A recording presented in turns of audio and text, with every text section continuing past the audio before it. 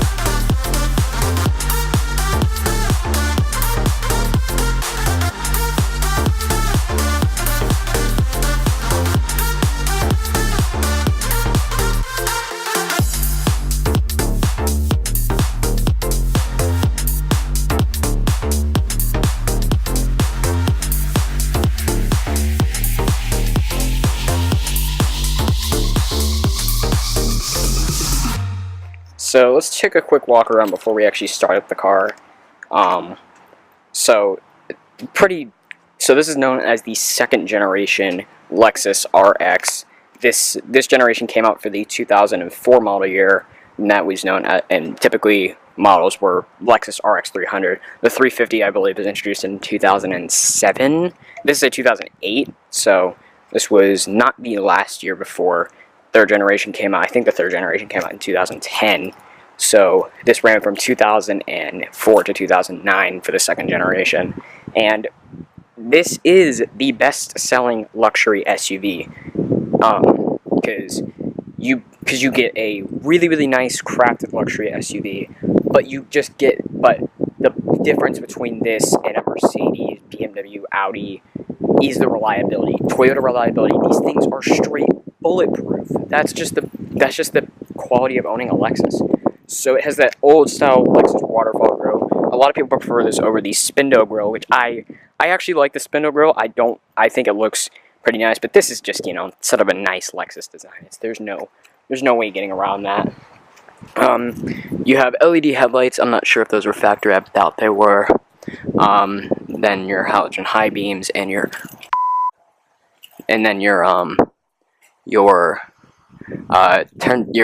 incandescent turn signals and your halogen projector beam fog lights down here below. This car has almost 107,000 miles, running perfectly fine. I'm not quite sure what this color was called. I guess I'll look up the specs, see what I can find. The official color name from Lexus, but yeah. And then coming around to the rear here, LED taillights. That was a nice look. A lot of people remember that. Lexus bumpers down here. Single tip exhaust. And this car had a ton of features for 2008. One of the best features from 2008 being a power tailgate. Super cool. So yeah, power tailgate, and the cargo capacity is pretty good. Now this is a fairly large SUV. This rivaled what was it, like Lincoln MKX, I believe. I'm not sure if that came out about that. But yeah, this rivaled two-row mid-size luxury SUV. Not quite three-row, because three-row Lexus RX came out for the 2018 model year. So yeah. Took 10 years. You know, I think a lot of people are fine with that, considering the Lexus GX and the Lexus LX. Even though they are expensive vehicles, they make up for that. Now, before we actually hop in and start up the car, let's actually go ahead and take a look underneath the hood. So take a look underneath the hood here. We have the 3.5-liter V6. Pretty typical Lexus engine. They use this in a ton of vehicles. They refined it over time. And it's always just such a reliable engine and gets you from point A to point B, and they use it in so many vehicles. Toyotas use it too, They use it in the new Camry, even though it is a refined design with more horsepower. This still made a decent amount of horsepower. I'll put the exact numbers up here because I don't remember them off the top of my head. But yeah, all right, now let's hop in and start it up. All right, now let's hop in and start up the car. So taking a look at the key fob here. Pretty old style Lexus key fob, but you know, it's nice. It works fine. It's good. You have your lock, which doubles as a panic button. This isn't the greatest design. I don't know why they would combine the buttons, but without pressing the dot, it locks the vehicle. And then you have your unlock and your power tailgate. Simple key, pretty straightforward. Nothing really much to explain. And like I said, I'm not 100% sure on the official color, but I'll put it up here. And then you have a gray leather interior. This leather's still in pretty good condition for me, an 11-year-old Lexus. And you do have power driver's seat, power recline, and power lumbar two-way. Let's start the car up. Pretty nice interior design, even for 2008. Yeah, it's pretty good looking design.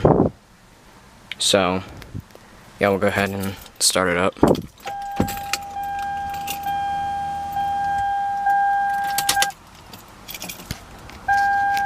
This one has 107,577 miles, runs fine. Tire lights the tire pressure light is just going off. We tried resetting the codes, it comes back on. And the sensor was replaced a couple times. I don't know why it's doing that, but yeah, let's start the engine up. Here the 3.6. Come on. You know it's gonna start up every morning, because it's just a Lexus. It's a Lexus. There's no other way to say it. So you have a leather up steering wheel with wood grain. Obviously it's fake wood, but works fine. 5-speed automatic transmission. It's a decent transmission. I mean, you know, it's reliable. It works. And you do have your snow mode right there. Overdrive and low gear. So yeah. So we'll go ahead and turn on the headlights and the hazards. And take a look at the exterior of the car. All windows are fully automatic, which is really nice. And let's take a look at the exterior design.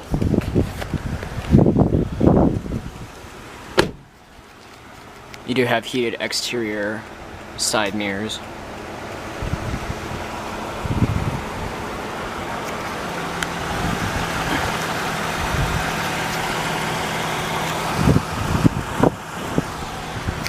And then coming up front, obviously you can see. Oh wait, no, those are HID headlights, not LED. My bad. Yeah, HID headlights. I believe those were an upgrade, but I'm really not sure. And then you have your incandescent turn signal bulbs. And just hear that V6. It's gonna wake up every morning. There's no way around that. And then coming around to the rear here, you have your LED brake lights and your turn signals right here. Rear reflectors down here. Your single tip exhaust will rev that up in a little bit. It's really shaking though. It's gonna hop back in.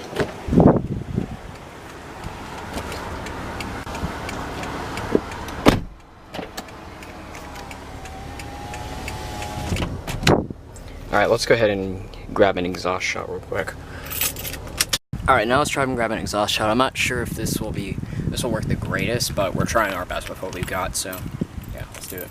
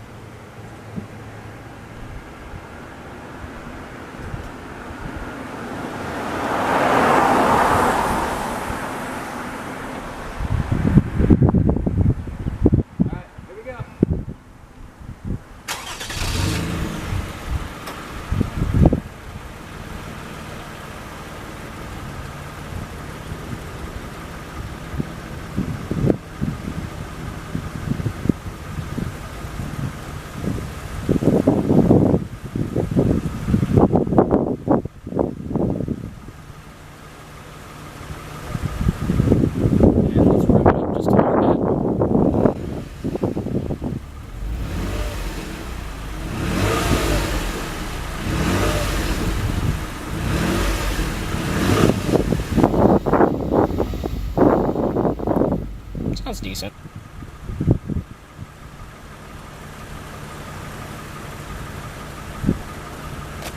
It sounds alright.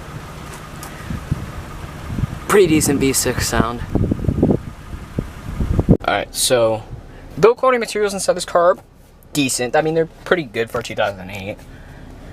You do have a sort of soft touch upper door panel, nice leather wrapped mid door panel and armrest. Dashboard is sort of soft to the touch. I mean, it's decent. Down here where you might rest your knees, it's sort of soft touch. And then down here on the center console, it is hard touch plastic, but the graining is okay. It's nothing too bad. So yeah. So let's so over here you do have air vent. You also do have a little slide out cup holder. It's kind of nice.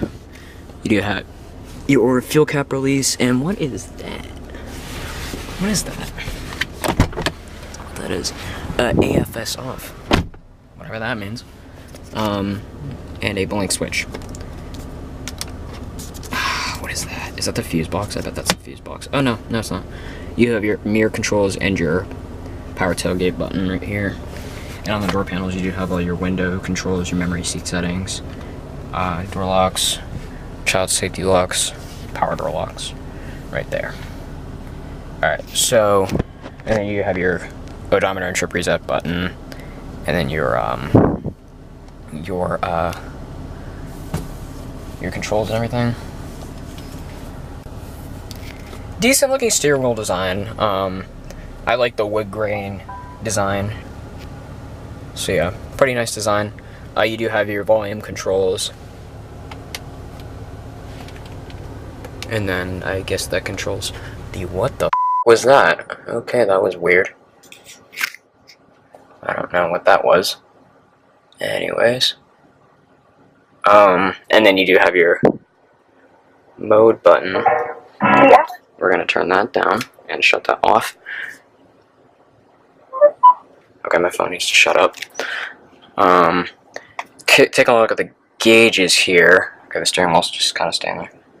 You have your tachometer over here. Just don't mind the maintenance required. That's just a code that was weirdly tripped. Oh, turn the lights back to auto. And then you have your speedometer in the middle with your odometer down below. Like I said, 107,577 miles. Just as weird codes are being tripped. But this car will run forever. Fuel gauge and your coolant temperature. And then your what gear you're in right there. Your ignition is right over here, and you do have your automatic wipers, which is a nice feature for 2008. Cruise control stock here is down here below this. I'm not a huge fan of this cruise control stock. I think it's a little bit weirdly designed. And then we'll take a look at the center stack design here next. So you have your air vent right here, and then you do have dual zone automatic climate control, which is really nice. It shows up here. You could get a RX with the touchscreen, but we don't have that here. You do have your temperatures, your climate control off. Turn that back on.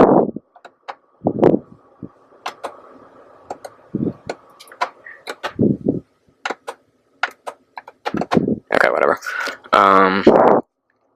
And then you have your auto button, and then your controls down here. We'll get to those in a second. Hazard lights right here. Your recirculate air button, your AC button, fan speeds, and then your climate control modes, and then you can turn on the dual climate control here. And then you do have your controls for your digital clock up here, which is right there. So you have the hours, minutes, and everything to reset it. And the brightness of the thing, and then the info that shows up. So you can show, so this has a bunch of information right here. So you can show your average speed, your average miles per gallon. It's been averaging about 19 miles per gallon. It's okay.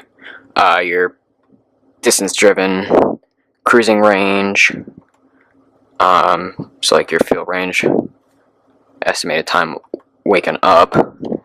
Yeah, so we'll leave it on the miles per gallon.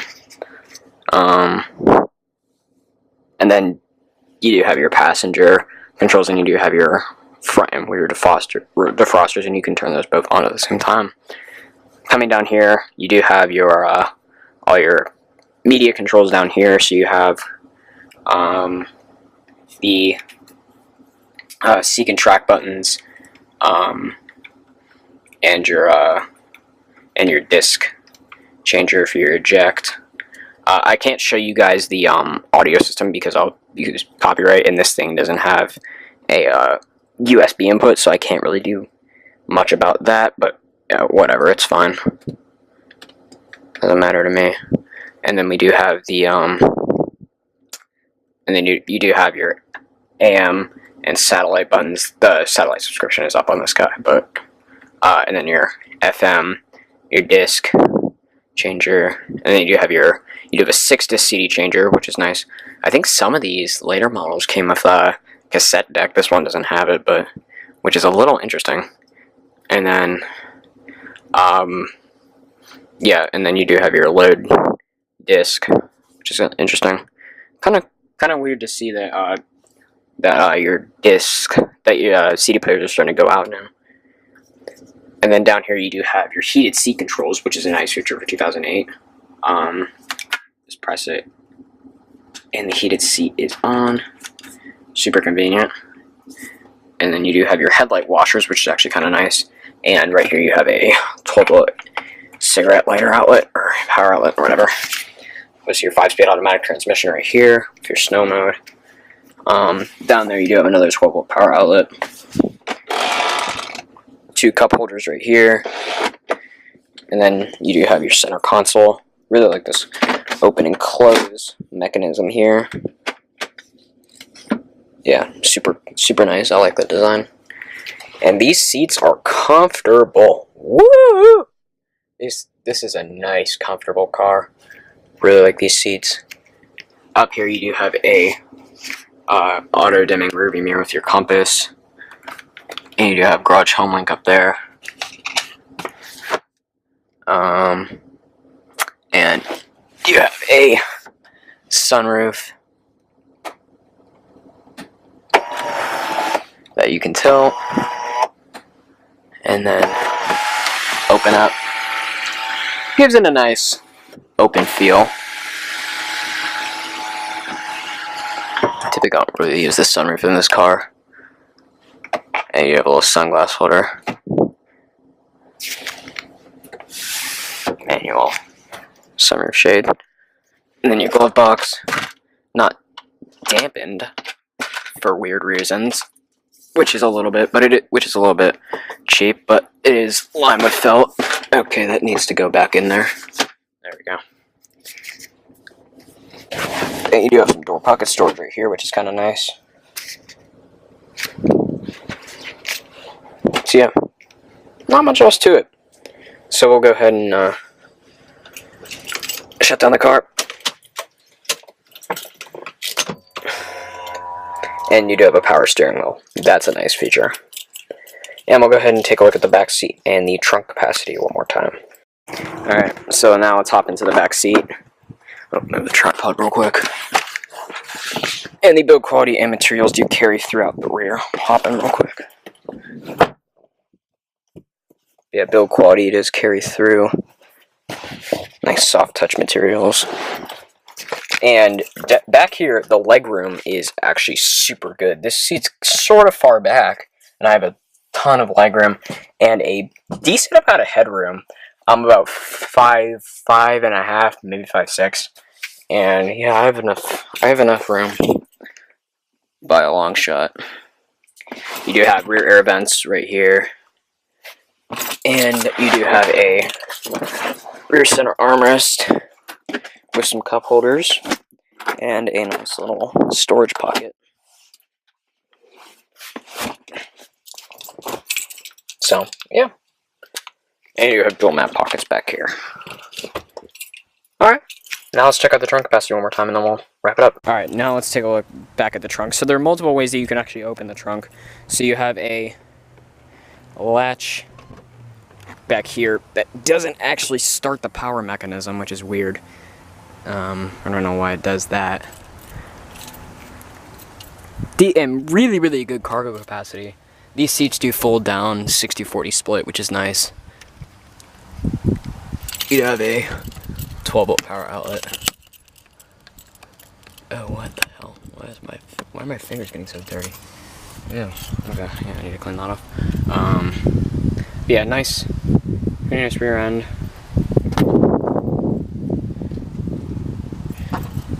And then,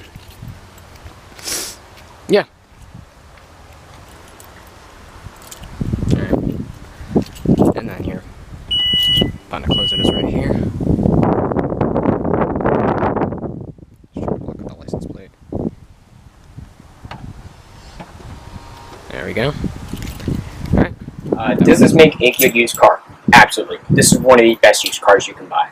Now, it may not. Now, the money aspect may be a little bit off because these do sell for a lot. Because the resale value, since it is a Toyota product, essentially, this is on the same platform as I believe the Toyota Highlander. It's gonna keep its value pretty well. It's gonna drop. Its resale value is gonna drop slowly, which is nice. And you're getting a quality used car. The reliability aspect is better than pretty much basically any luxury car. It's going to be better than a BMW. It's not going to be a money pit. You're not going to be putting money into this car. That's the good thing about it, is you're just not going to put a lot of money into it. It's just the one perk of being a luxury SUV from Toyota. So yeah, but that's going to wrap it up for this video. Thanks for watching, guys. Make sure you guys hit the subscribe button. Check out the Let's Go, and a few other legendary group review, and some of my other ones. And check out the PIS video, and make sure you guys stay tuned to the 10-day vlog challenge. We're in day 3 of the 10-day vlog challenge, recording this. And yeah, I'll catch you guys in the next one. Peace.